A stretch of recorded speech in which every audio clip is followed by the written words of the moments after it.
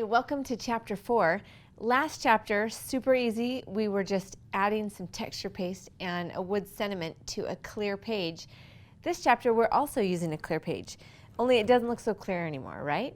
What we're going to do is put a very, very thin layer of paint and color shine on the back side, which will give us a beautiful canvas to do some screen printing on the front. So I'm going to show you. It's so cool and so much fun. All right, so let's get started. What you're going to want to do is grab the second clear page from your kit and turn it over on the back. Really, front to back isn't really that different, so you're probably fine. So you're going to take again more of the magic medium. You could also use white paint here, and I'm going to just mix it with some of my blush color shine. I'm again just using a triangular makeup sponge, and I'm just going to mix this so that I have just a little hint of color. This is kind of going to create a background, and you could even just use a little bit of the cranberry, not too much because we don't really want to overpower it. All right, and then we're just going to kind of swipe down the back of this. We want it to be nice and smooth. But it's kind of fun to have a little bit of variegation in the color.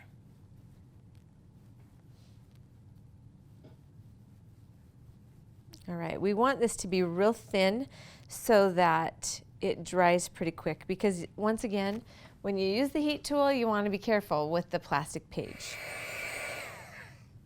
All right, I'm going to set that aside and let it dry the rest of the way while I go ahead and clean up my surface. I like to keep these wipes nice and handy.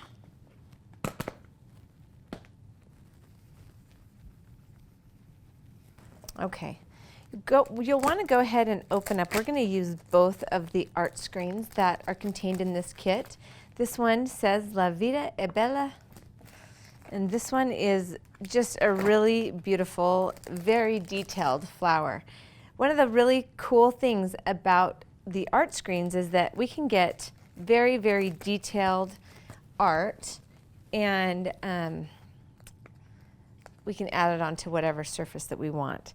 So they're quite sticky. So what I'm going to do is just go ahead and put it onto my apron, and or like your jeans or something like that. That will just kind of cut back on the stickiness just a little bit, especially if you're going to apply it to paper.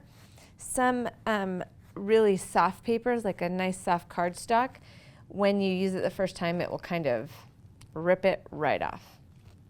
All right, this feels nice and dry to me.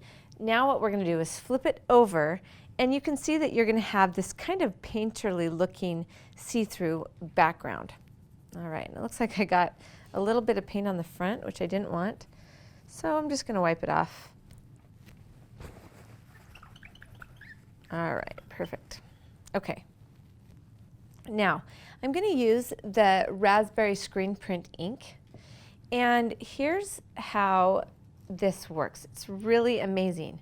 Just like a screen print that might be used like on a t-shirt or whatever, there is a very, very fine mesh that the plastic, which is pink, is printed onto.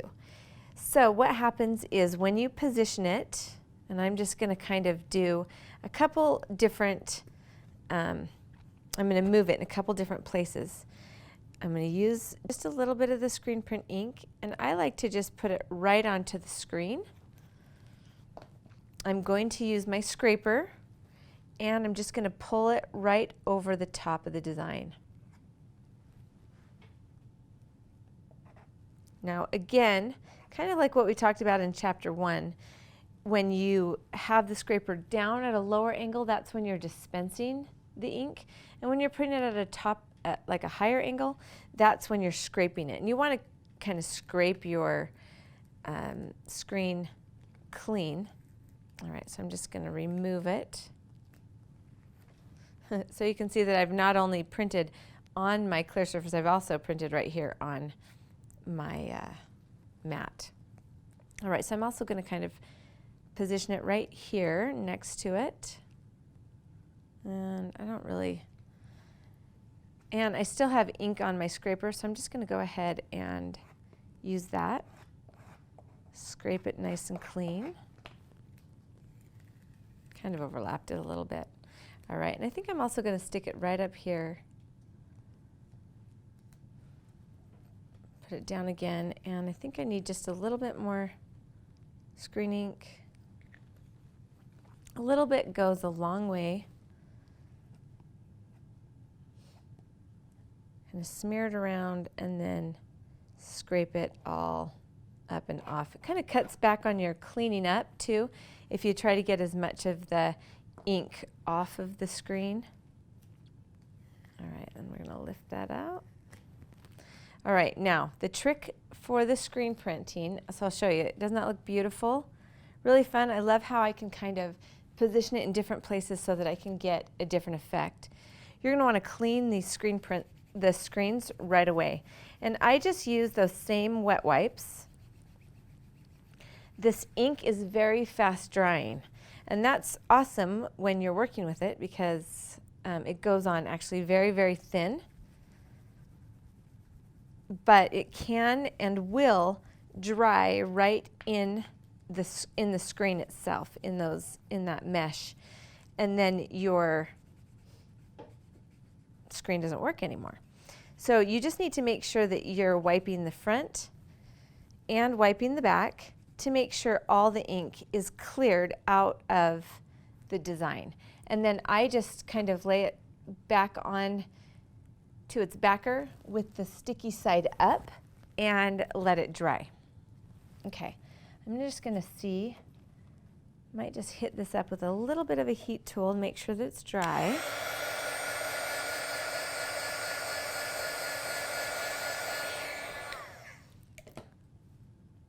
Yeah, that feels nice and dry. And now I'm going to go in with the words. So I'm going to go ahead and position it right there where I want it. And I can just use the ink on my scraper yet again. You can go a couple times over it to make sure that you've completely covered all of it. And you know what? Sometimes I like to tape off the edges of the screen just to protect it so that you don't get the screen ink someplace where you don't want it. All right, but that looks fantastic. And I'm actually going to go ahead and just repeat it again right up here because that's kind of the beauty of the screen prints is that you can keep using them over and over before your ink gets dry in there. So keep that in mind. All right. There we go. So now you can see that I've made this beautiful repeat really quickly, twice with the words, 3 times with the floral.